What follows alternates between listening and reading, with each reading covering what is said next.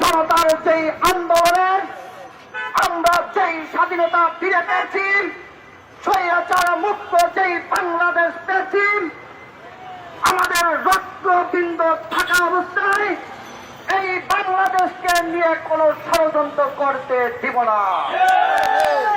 সংগ্রামী জনতা, ভারতীয় আগ্রাসন আমরা রুখে দিব ইনশাল্লাহ। আপনারা জানেন ভারতের সেই কসাই মোদী বাংলাদেশের আর এক খুনিকে সে আশ্রয় দিয়েছে এবং এই খুনি ভারতে বসে বসে আজকে বাংলাদেশে বিভিন্ন চক্রান্ত চালিয়ে যাচ্ছে। ভারতের একজন মুখ্যমন্ত্রী তিনি বলেছেন বাংলাদেশে নাকি শান্তি মিশন প্রেরণ করা দরকার।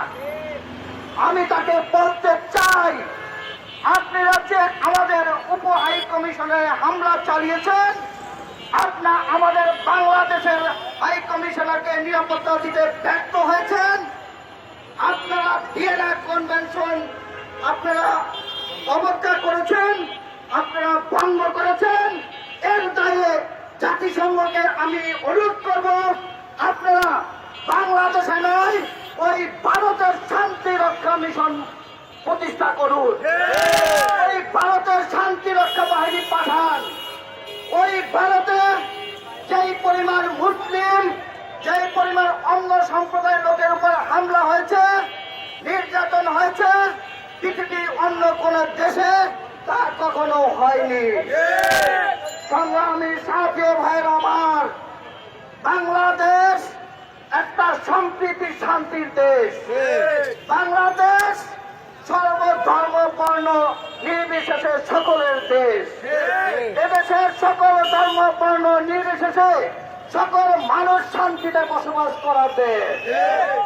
এদেশে পূর্ণ কোন সাম্প্রদায়িক দাঙ্গা হয়নি, ভবিষ্যতে কোন সাম্প্রদায়িক দাঙ্গা হবে না। সংগ্রামী সাথী ভাইয়ের আমার, ভারতের কিছু দালাল মিডিয়া যারা মনে হচ্ছে বাংলাদেশকে নিয়ে ক্রিম বিক্রি করছে, এই মিডিয়া যদি নিউজ করতে না পান, যদি কোন নিউজ না পান, তাহলে বাংলাদেশ থেকে পাগলা মলম নিয়ে আপনারা বিক্রি করেন। তবু বাংলাদেশকে নিয়ে আপনারা ষড়যন্ত্র করবেন না। বাংলাদেশের মানুষ কোন ষড়যন্ত্র মেনে নিবে না।